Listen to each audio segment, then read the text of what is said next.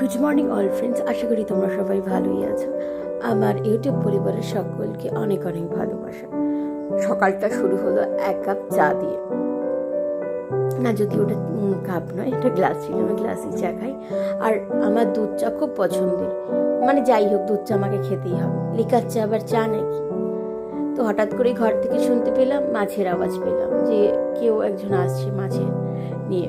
তো একটু রাস্তায় বেরিয়েছে, এটা আমাদের বাড়ির পিছন দিকে কিছু কি জানি জঙ্গল নাকি মাটির আলু বলে সেই গাছ, আমাদের 12 মাসের আম গাছ, গন্ধরাজ লেবু গাছ পুরো ঢেকে নিয়েছে।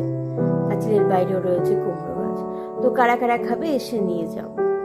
যাই হোক, দেখতে কিন্তু খুব সুন্দর লাগছে, চারপাশ একদম সবুজ, খুব সুন্দর লাগছে। আর এই হচ্ছে আমাদের বাড়ির রাস্তাটা, একদম পরিষ্কার পরিচ্ছন্ন। তো দেখতে দেখতে মাছও নিয়ে চলে আসলো। মাছের মধ্যে রয়েছে কাতলা মাছ, কোকা ইলিশ, লোটে মাছ।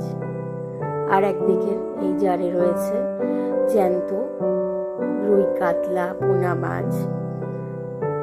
তো ওনার কাছ থেকে নিয়েছিলাম লোটে মাছ, আর মা বাজার থেকে নিয়েছিল কাতলা মাছ। আর ওই যে দেখো, মাছের গন্ধ পেয়ে উনিও চলে এসছে, মানে মাছটা ওনার জন্যই নেওয়া হয়েছে। যাই হোক, কাজকর্ম সেরে স্নান করে খেতে বসলাম। আজকে লাঞ্চে ছিল ভাত, ডালের বড়া ভাজা, লোটে মাছের ঝুড়ি আর রিঠা মাছ। রিঠা মাছটা ফ্রিজে রাখা ছিল, তার জন্য মা আজকে এটা করে নিয়েছে, কাতলাটা আর করেনি। তো আমার তো লাঞ্চটা সেই হলো, সানডে স্পেশাল বলে কথা। আর খাওয়া দাওয়ার পরে শুরু হয়ে গেল আবার বৃষ্টি। একেই ছুটির দিন, তার মধ্যে আবার বৃষ্টি।